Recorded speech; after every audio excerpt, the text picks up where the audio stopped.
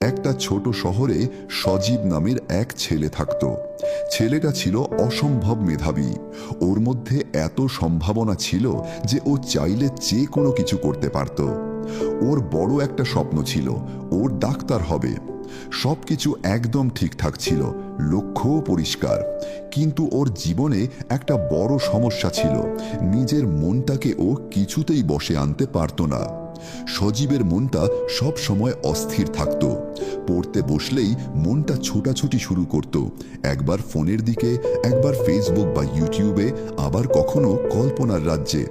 ও প্রায় নিজেকে বলতো, আরে এখনো তো অনেক সময় আছে, পরে পড়ব। কিন্তু মজার ব্যাপার হলো সেই পরে আর কখনো আসতো না। ওর মা বাবা, এমনকি স্কুলের স্যার ম্যাডামরাও ওকে বোঝাতেন মনোযোগ দিয়ে পড়াশোনা করাটা কতটা জরুরি। কিন্তু সজীবের মনে হতো শুধু মেধা থাকলেই বুঝি সাফল্য পাওয়া যায়, আর তো কিছু লাগে না। একদিন ওর স্কুলের স্কলারশিপ পরীক্ষার ফল বের হলো। সজীব মনে মনে আশা করেছিল এই স্কলারশিপটা পেলে ওর ডাক্তার হওয়ার স্বপ্নটা আরেকটু সহজ হবে। কিন্তু ফল দেখে ওর বুকটা ভেঙে গেল, ও ফেল করেছে। ওর বন্ধুরা যারা নিয়মিত পড়াশোনা করত তারা সবাই খুব ভালো ফল করেছে। যেসব স্যার ম্যাডাম একসময় ওর প্রশংসা করতেন, এবার তারা হতাশ হয়ে ওর দিকে তাকালেন। সেদিন সন্ধ্যায় সজীব একা বসেছিল। ওর খুব লজ্জা লাগছিল। ও জানতো ওর মেধার কোনো কমতি নেই, শুধু সময়ের অপচয় করেছে।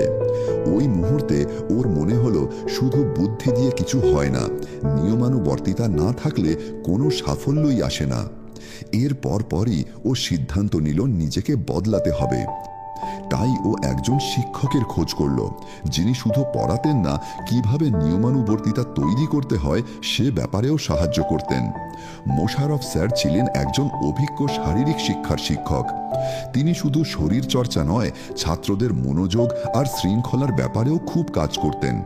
লোকে বলতো স্যারের কাছে গেলে নাকি যে কোনো অনিয়মিত ছেলেও ধীরে ধীরে নিয়ম মেনে চলতে শিখে যায়। সজীব মোশাররফ স্যারের কাছে গিয়ে বলল, স্যার, আমি পড়াশোনায় কিছুতেই মনোযোগ দিতে পারি না। পড়তে বসলে আমার মনটা এখানে ওখানে ছুটে যায়।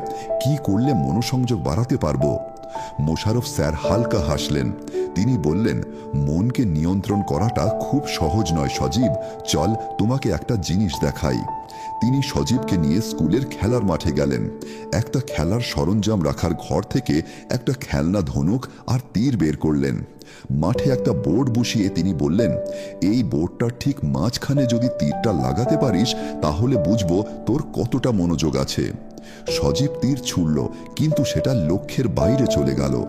স্যার জিজ্ঞেস করলেন, তীর ছোড়ার সময় তুই কি কি দেখছিলি?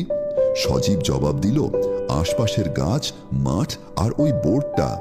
স্যার মাথা নেড়ে বললেন, এটাই তোর আসল সমস্যা, তুই সব কিছু একসাথে দেখছিস।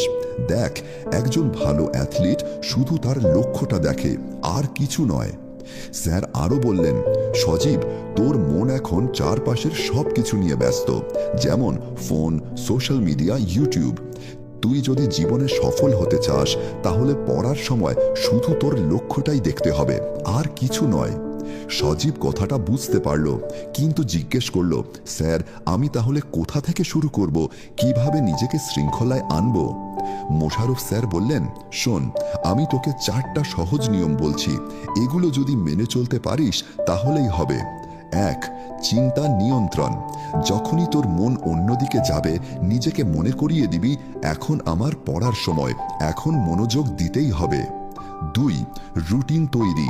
প্রতিদিন একটা সময়সূচি তৈরি করবি, কখন পড়বি, কখন বিশ্রাম নিবি। দেখবি নিয়ম মেনে চললে তোর মস্তিষ্ক ও শৃঙ্খলায় চলে আসবে। 3.